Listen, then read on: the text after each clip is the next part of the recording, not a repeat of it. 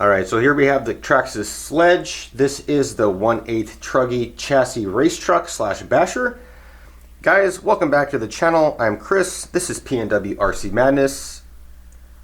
And today we got the Traxxas Sledge, and we're going to go ahead and install this upgrade and talk about why I like battery straps and carbon fiber trays. Alright guys, let's go ahead and get right into it. Let's check out the stock tray. You know, it's pretty nice. Traxxas has come up with this top locking mounting system, kind of snaps into place right there. I do like it. There's just a few things that I don't really agree with what they've done. So the stock tray, you're gonna go ahead and you're gonna get your battery in there, and then you're gonna get E-clips. You got 2 of them. You're just gonna install them right there on the sides, and that's supposedly supposed to lock the tray, the door from coming unlocked.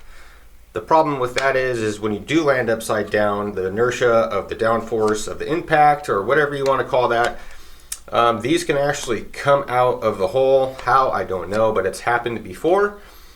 So we have an upgrade for that. So let's go ahead and check out what we got.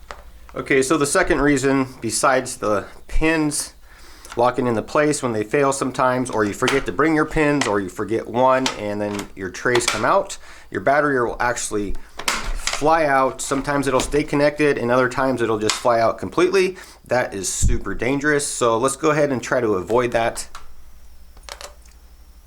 And then, okay, so obviously the second reason is, guys, I do run a lot of these max amps batteries. They are 45 millimeters by 45 millimeters by 145 long. That's the main reason why I like them. They're a great battery. And this is a 4S. So let me just show you what it is about these trays that I really do not like about the truck. So this is a 4S and this is a 4S, and I would like to run the truck on 6S. So let's go ahead and try to stick in this battery. Let me show you how it works. So that works perfect. Fits right in there, no problem. It's not binding up, but it is rubbing on the wrap of my battery. Let's go ahead and try this Ovonic 4S 5000 milliamp battery. So we'll go ahead and stick it in. We'll even stick it in. Okay, so there's the first issue. It doesn't fit because these are in the way. So let me go ahead and grab a 6S battery. Alright, so there we go. We got a 6S battery. I wanted to run the truck on 6S after I installed the new motor. I stuck a Tekin 1300 kV motor in there. I also installed the new servo. It's the Pro Modeler DS630BL high voltage. So I got that installed about 2 weeks ago, and I got a 6S battery. This is the only battery I have left, 6S. I go to fit it in the tray. Alright, so if I take out the foam, it'll fit. Awesome. There we go. Fits nice and perfect. And then I can't. Oh man. Alright, so let's go ahead and fix that right up.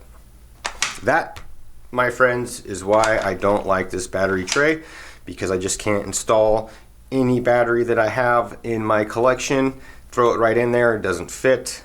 So let's go ahead and open this up, show you what you get in the package, and then I'll show you how to install it, and I'll talk about these battery straps, and I'll talk about the battery straps that I provide for my battery trays. Alright, so there it is. This is the GPM Premium AL7075.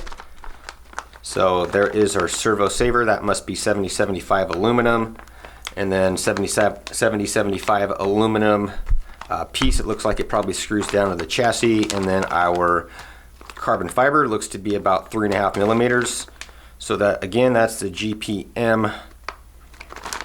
There's the part number right there, GSLE0126A-BK. So let's get it out of the package. Let's see what we got here. First thing we're gonna have pulled out is this must be like the undermount right there. So this is 7075 aluminum. Look at that. So we're gonna have, it says right there, this is the 7075 aluminum servo mount. I got it in black. Here is the tray. So we'll definitely have to figure out which direction it goes. It's not the same from both sides. Looks like it'll be installed that direction in the truck. So super nice parts. The part looks super nicely machined. And then it's going to come with the straps, and these are what I'm thinking are going to be kind of iffy. So let's talk about this. Oh, so here we go. We also have some zip ties. I'm not quite sure what those are for yet. Probably to zip tie your servo wire. This is what comes on it. Looks like we have one longer strap and two shorter straps. They look to be about the same size straps that I have. So we're going to go ahead and install these straps. I provide these on my battery trays for the X-Max and the XRT and Max. These are actually Kevlar, super thick. They feel super awesome in your hand. They have the P&W RC Madness logo on there. Your ESC tray unscrewed, you just go ahead and slide the servo out, and then you're ready to go ahead and mount it up right into the brand new GPM servo mount. So we'll just go ahead and show you this right quick.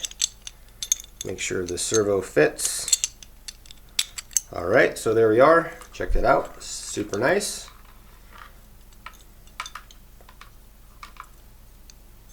GPM 7075. We're using the Pro Modeler DS630HV high voltage, brushless high voltage. So here I got my strap installed, and I was just telling you guys about how the strap is narrower. Alright, so we got it installed. You're going to have to put that under the tray before you start to screw it down to the brace. GPM does provide you with the hardware, so they provide you with these flatheads. So these are M4 by 10. Now I would want to show you something here that I am not liking so far about these trays. I might have to come up with my own solution. Alright, so check this out.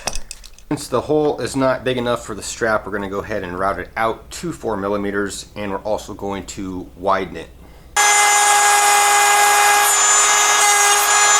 Alright, check it out, guys. So my stock straps definitely would have fit this way.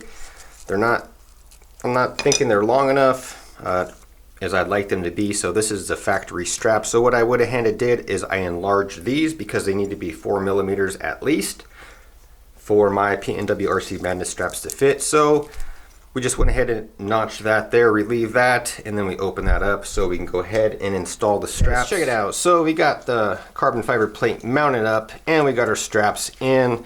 And one thing that I recognize is that we're going to have to drill holes through the straps. Not cool, but we're going to do it anyways. It's not like we're going to reuse the strap anywhere else. Hopefully it doesn't affect the integrity of the strap too much because we have these two working together. So let's go ahead, drill some holes, get it mounted on the chassis, and I'll show you what it looks like. Before I end the video, guys, one thing I want to mention is if you do have the stock setup, the stock center diff, you're not going to be rubbing right there. So I am seriously worried about this. I'm not sure if I'm even going to run it. I might go out there and, you know, run it down the road, but I think I'm just going to go ahead and end up modding the stock tray again, installing this. So I think that's going to be my final thoughts on this. So guys, we went ahead and scrapped the GPM tray, and we started completely over with a brand new piece of 4 millimeter carbon fiber. And basically all we did was move these holes over. We scooted them this way. Once we installed the GPM tray, it was way too close to the spur gear. Now if you have a stock diff cover, you're not going to have a problem because it's covered up by the stock diff cover. But if you are switching up to an M2C, just something to watch out for. So I've moved these in, I've made it a lot tighter. So let's check out the battery and I'll show you how these straps are working. So I brought these straps in closer, and it will work for bigger and smaller batteries. That way it's got less move this way. And then, right, so there we go.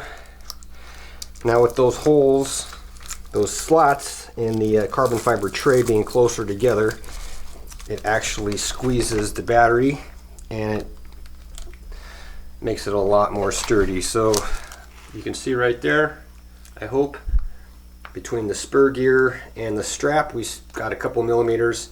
Now if we take a hit from the side, it should still be okay. I feel way better about that. So thanks for watching my video, guys. I hope this helps somebody. I do not recommend buying the GPM lipo tray carbon fiber holder if you have the MT2C diff mount. So thanks again for watching, guys. Please do subscribe, and I will talk to you guys later.